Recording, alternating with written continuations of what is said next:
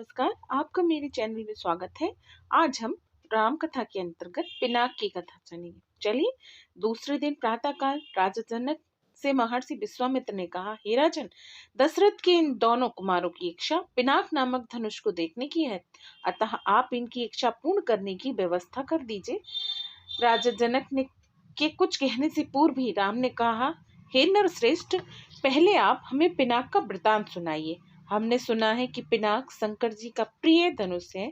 शिव जी के पास से ये आपके पास कैसे आया? इस पर मिथिलापति जनक बोले, हे राम, एक बार प्रजापति दक्ष ने एक बड़ा विशाल यज्ञ किया। दक्ष जी शंकर जी के ससुर थे।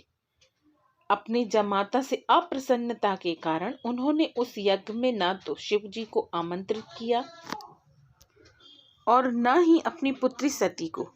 पति के समझाने बुझाने की परवाह न करके सती अपने पिता के यहाँ यज्ञ में पहुंच गई। वहां सती का बहुत अपमान हुआ। सती ने देखा कि देवताओं के लिए यज्ञ का जो भाग निकाले गया है उसमें शिव जी का भाग था ही नहीं। इससे क्रुद्ध होकर सती ने यज्ञ कुंड में कूदकर अपने प्राण त्याग दिए। महादेव जी के गणों ने जो सती के साथ राजा दक्ष के यहाँ आए थे, लौटकर महादेव जी को सारा वृत्तांत बताया। सती की मृत्यु की सूचना पाकर महादेव जी बड़े क्रुद्ध हुए। उन्होंने राजा दक्ष की यज्ञ भूमि में जाकर उस यज्ञ को नष्ट कर डाला।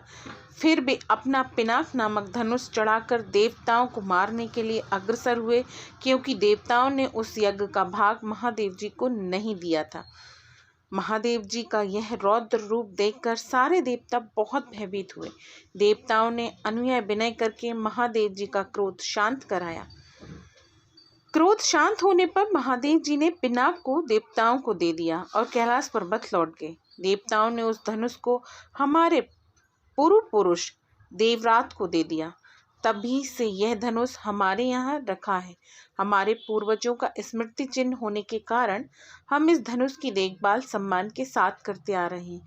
इसी बीच एक बार हमारे राज्य में अनावृष्टि के कारण सूखा पड़ गया, जिससे प्रजाजनों को भयंकर कष्ट का सामना करना पड़ा। उस कष्ट से मुक्ति पाने के लिए मैंने एक बहुत बड़ा यज्ञ किया। पुरोहितों के आदेशानुसार मैंने अपने हाथों से खेतों में हल चलाया। हल से भूमि खोदते खोदते भगवान की इच्छा से मुझे एक परम रूपवती कन्या प्राप्त हुई।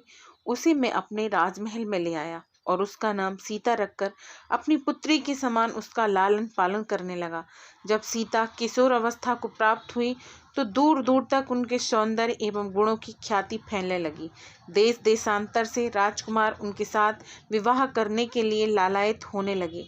मैं अद्भुत पराक्रमी योद्धा के साथ ही सीता का विवाह करना चाहता था। अतः मैंने यह प्रतिज्ञा ली कि शिव धनुष पिनाक पर प्रत्यंचा चढ़ा देने वाला वीर राजकुमार ही सीता का पति होगा। मेरी प्रतिज्ञा की सूचना पाकर सहस्त्रों राजकुमार और राजा महाराजा समय समय पर अपने बल की प्रतीक्षा करने के लिए यहाँ आए, किंतु पिनाक पर प्रत्यंचा चढ़ाना तो दूर, वे उसे तिल भर खिसका भी न सके।